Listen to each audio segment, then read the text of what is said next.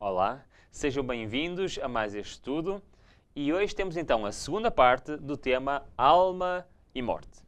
Na primeira parte nós tivemos a ver a questão da imortalidade da alma. Será que é possível nós termos uma alma imortal? Nós vimos realmente que, segundo a Bíblia, a alma que peca, essa perece. Segundo a Bíblia, nós temos de facto a esperança da vida eterna. Mas quando a segunda vinda de Cristo, ou 1000 anos depois, na primeira ou na derradeira ressurreição. Hoje vamos nos debruçar um pouco o que é que acontece então quando morremos. O que é que nos acontece? Será que existe aqui algum estado intermédio entre a nossa morte e a ressurreição? Será que temos algum tipo de consciência? Qual é o estado dos mortos? Desde o momento em que uma pessoa morre até então à segunda vinda, como vimos na primeira parte, o que é que acontece? A Bíblia é muito clara quanto a isto. Vamos ver. Em primeiro lugar, nós vamos ver que nós morremos, certo? Diz então Jó, o homem, nascido da mulher, é de poucos dias e farto de inquietações. O que é que ele está a dizer? Que nós até vivemos poucos dias e muitos destes dias são dias com problemas. E diz então que sai como a flor e murcha. Foge também como a sombra e não permanece. É a realidade. Esta é a descrição da vida humana. Chega uma altura em que não permanecemos mais, porque morremos. Então vimos que nós morremos. Porém, ele acrescenta algo mais. Diz assim, Jó 14:10, diz-nos o seguinte. Porém, morto o homem é consumido. Sim, rendendo o homem o espírito, onde está ele?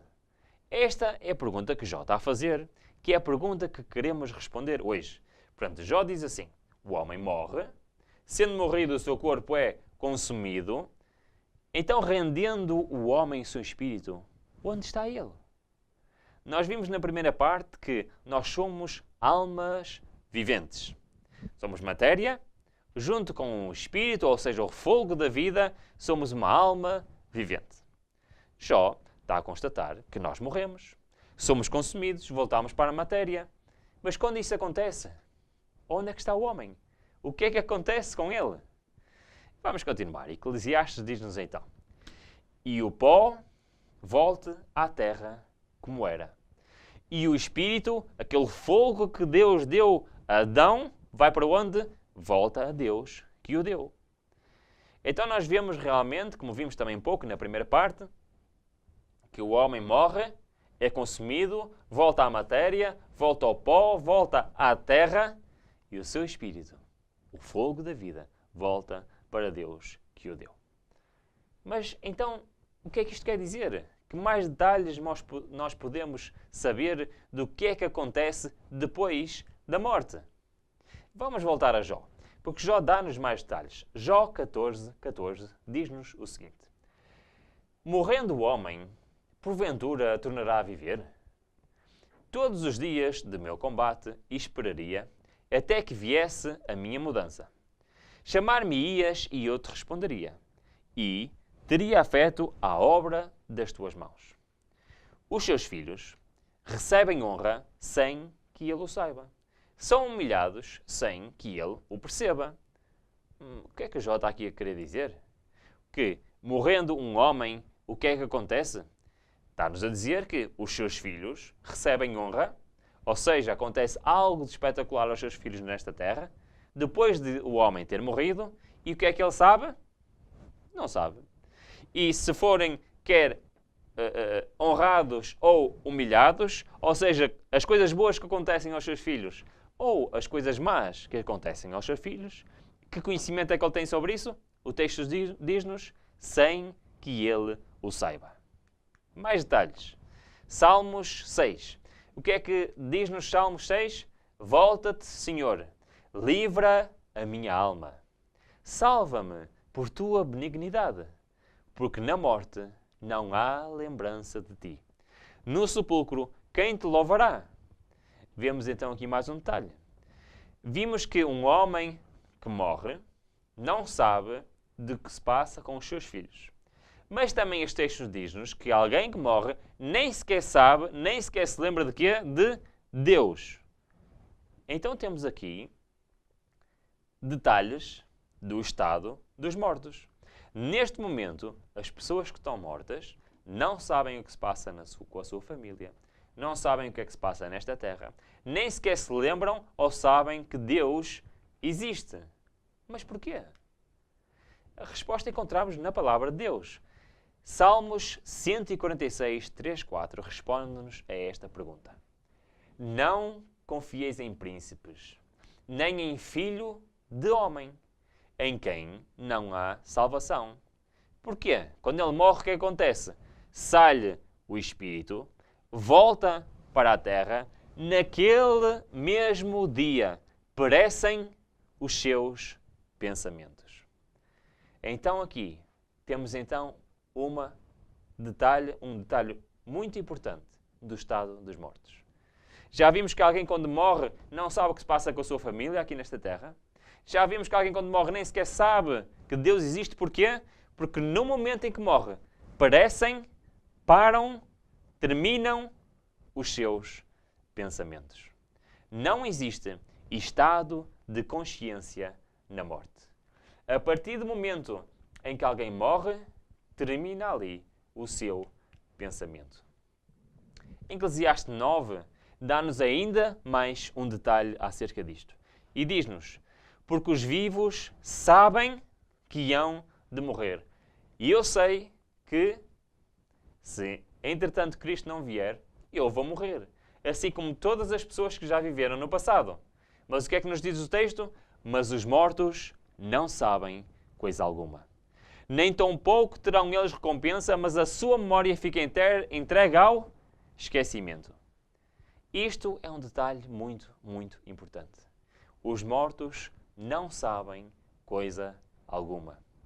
Porque o seu pensamento, como vimos no texto anterior de Salmos, parece no momento da sua morte. Mas então agora surge-nos uma pergunta muito, muito importante. É que muitas pessoas acreditam que podem comunicar com os mortos. Mas se a Bíblia diz que no momento da morte, o pensamento, a consciência, a memória de quem morre termina, como se pode comunicar com os mortos? Existem muitas pessoas em muitas áreas diferentes que dizem que podem comunicar com os mortos. Uns chamam-lhes médiuns, outros chamam outros nomes, não importa quais são, mas muitos acreditam que podem comunicar com os mortos. O que é que a Bíblia diz sobre isto? O que é que a palavra de Deus diz acerca do comunicar com os mortos? Vamos ver. Diz-nos então em Deuteronômio: E entre ti não se achará quem faça passar pelo fogo a seu filho ou sua filha, nem adivinhador, nem prognosticador, nem agüeiro, nem feiticeiro, nem encantador, nem quem consulte a um espírito adivinhador, nem mágico, nem quem consulte os mortos. Pois todo aquele que faz tal coisa é abominação ao Senhor. E por estas abominações, o Senhor teu Deus os lança fora de ti. Então a Bíblia apresenta-nos aqui um quadro. Qual é o quadro? Em que as pessoas não devem procurar quem consulte os mortos. Mas este texto dá-nos uma resposta e abre-nos outra pergunta. Por um lado, é claro que a Bíblia condena a consulta dos mortos. Certo? Claro que a Bíblia condena a consulta dos mortos. Mas não nos explica porquê. Este texto não nos diz porquê que não devemos consultar os mortos. Mas se ao mesmo tempo a Bíblia diz que os mortos nada sabem, que o pensamento dos mortos termina a quando da sua morte, como é que nós podemos entender o que é que isto quer dizer?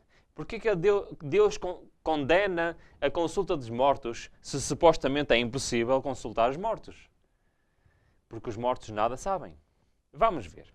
Isaías capítulo 8 dá-nos mais instruções. E diz-nos o seguinte: Quando, pois, vos disserem: consultai os que têm espíritos familiares e os adivinhos, que chilreiam e murmuram, porventura não consultará o povo a seu Deus? A favor dos vivos, consultar-se-á os mortos? À lei e ao testemunho.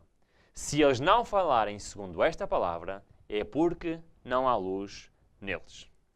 Então, nós vemos aqui novamente a Bíblia a condenar a consulta dos mortos. Vamos com calma. Então, se a Bíblia diz que os mortos nada sabem e que não devemos consultar os mortos, então, quando alguém está a fazer uma sessão de consulta aos mortos, quem é que estas pessoas estão a consultar? É uma pergunta que nos podemos colocar agora neste momento.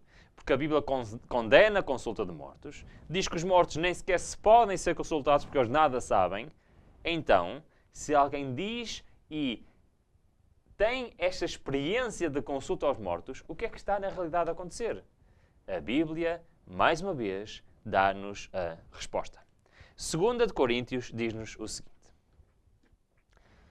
pois tais falsos apóstolos são obreiros fraudulentos, transfigurando-se em apóstolos de Cristo.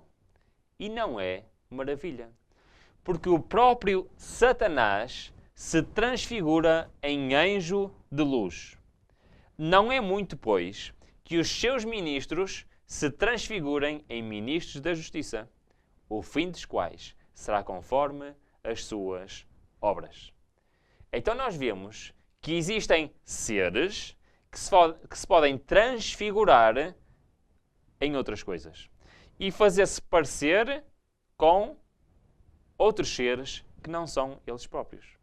Vemos o texto que diz que o próprio Satanás se pode transfigurar como um anjo de luz e aparecer a alguém, pretendendo ser o quê? Um anjo de luz. 1 Timóteo dá-nos mais pormenores. Diz-nos o seguinte: mas o Espírito expressamente diz que nos últimos tempos apostatarão alguns da fé, dando ouvido a espíritos enganadores e a doutrinas de demónios, pela hipocrisia de homens que falam mentiras, tendo cauterizada a sua própria consciência. E isto é uma realidade nos nossos dias. De facto, Satanás e os seus ajudadores podem tomar a forma de qualquer pessoa que viveu no passado, podem tomar a forma de anjos, de mensageiros e fazerem-se passar por eles. Quando se consulta, então, os mortos, de facto, então, estamos a consultar um destes seres. Isto pode ser muito duro, muito forte, mas isto é o que está escrito na palavra de Deus. Pode haver alguma exceção? Sim. Vamos ver. A Bíblia apresenta-nos uma exceção. Vamos ver. Diz-nos o seguinte em Mateus 17. 6 dias depois, tomou Jesus consigo a Pedro e a Tiago e a João, seu irmão, e os conduziu em particular a um alto monte e transfigurou-se diante deles.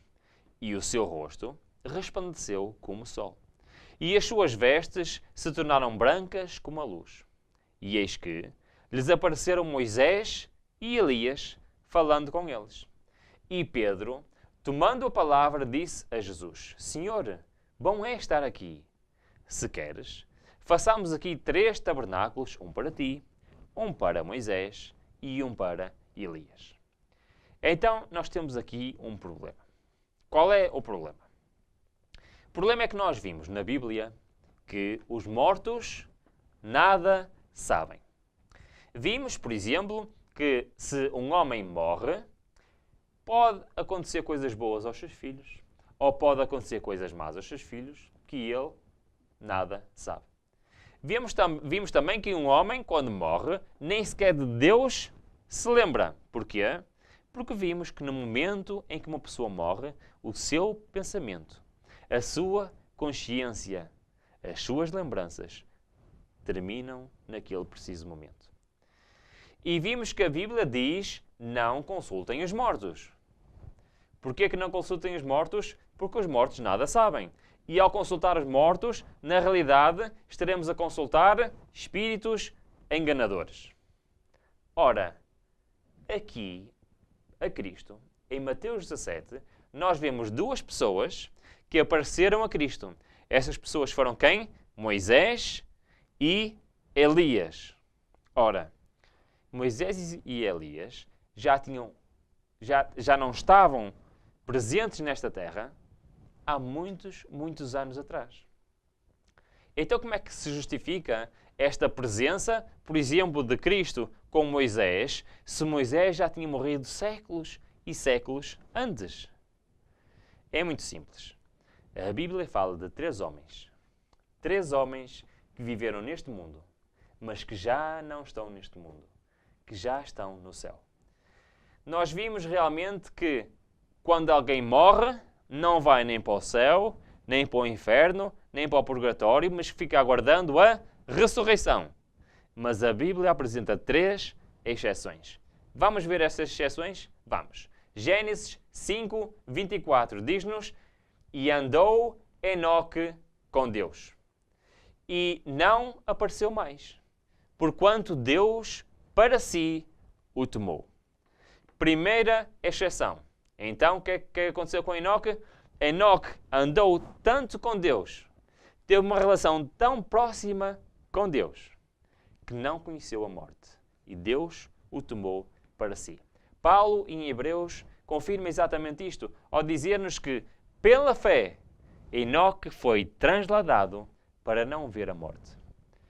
E não foi achado, porque Deus o transladara, visto como antes da sua transladação alcançou o testemunho de que agradara a Deus. Então vemos aqui que Enoque não passou pela morte. Enoque viveu uma vida de tal comunhão com Deus que foi transladado, ou seja, foi levado para o céu, sem conhecer a morte. No entanto, Enoque não estava presente. Naquele episódio que acabamos de ler, entre Cristo, estava lá quem? Moisés e Elias. Então, o que é que aconteceu com Moisés e com Elias? Vamos ver. Elias, 2 de Reis 2, 11, diz-nos o seguinte: e sucedeu que, indo eles andando e falando, eis que um carro de fogo com cavalos de fogo os separou um do outro. E Elias subiu ao céu num redemoinho. Então nós vemos que Enoque não foi o único homem o qual Deus transladou para o céu. Existiram dois homens que foram transladados. Foi Enoque e foi Elias. Dois homens que tiveram o privilégio de serem os primeiros a não passar pela morte. Se lembram da primeira parte, nós falámos que no fim, os salvos vivos também vão ter este privilégio de não passar pela morte. E estes dois homens, Enoque e Elias, já estão no céu. Então nós vemos que quando Jesus está a falar com Moisés e com Elias, pode perfeitamente estar a falar com Elias. Porquê? Porque Elias está vivo. E Elias está no céu. E naquele momento Elias veio ter com Cristo para o confortar, para o animar. Para dizer, nós sabemos o que é viver neste mundo de tentações. E nós conseguimos alcançar uma vida exemplar, que nos deu a salvação. E vieram animar naquele momento a Cristo. Mas agora então e Moisés? É que Moisés não foi transladado. O que aconteceu com Moisés? Vamos ver. Deuteronômio 34 diz-nos o seguinte: assim morreu ali Moisés, servo do Senhor, na terra de Moabe, conforme a palavra do Senhor. E o sepultou num vale, na terra de Moabe, em frente de Bet-peor. E ninguém soube, até hoje, o lugar da sua sepultura. De facto, nós vemos que Moisés, efetivamente, morreu. E Moisés morreu e até após a sua morte houve uma luta pelo seu corpo. Essa luta está escrita em Judas 1:9, que nos diz o seguinte: mas o arcanjo Miguel, quando contendia com o diabo e disputava a respeito do corpo de Moisés, Não ousou pronunciar juízo de maldição contra ele, mas disse: o Senhor te repreende. Portanto, nós vemos que a Bíblia é muito clara. Nós vimos que alguém, quando morre, não tem lembrança de nada que se passa nesta terra. Vimos também que não podemos consultar os mortos por 2 motivos. Primeiro, porque os mortos nada sabem. E segundo, porque a Bíblia nos condena de o fazer, porque, ao fazermos, estamos a consultar espíritos enganadores. Mas depois vimos que temos um problema. É que Cristo falou com Moisés e falou com Elias. Elias não tem problema, porque Elias está vivo. Mas então o que aconteceu com Moisés? A única solução é, claro, Cristo tomou Moisés após a sua morte. Porque a Bíblia não pode dizer, por um lado, que os mortos nada sabem e, por outro, permitir que eles saibam alguma coisa. É, de facto, extraordinário. E nós vemos que naquela experiência de Cristo, podemos ver que Moisés também se encontra no céu. E estes 3 homens, Enoque, Elias e Moisés, são 3 homens que já passaram nesta terra e já ganharam a herança da salvação. Sabem? E eu um dia também quero lá estar. Um dia também quero esta mesma herança. Um dia também quero pessoalmente falar com Moisés, falar com Elias, falar com Enoque. Mas acima de tudo, falar com Deus. Esta é realmente a certeza que eu tenho e que quero realmente viver a minha vida para um dia lá poder estar presente. Porque a Bíblia é muito clara. Vimos na primeira parte que não temos uma alma imortal. Vimos também agora que nada sabem aqueles que estão mortos, mas aguardam o dia da ressurreição. Mas também vimos que temos a esperança da salvação eterna. Que Deus te possa abençoar a ti, que Deus me possa abençoar a mim. Amém.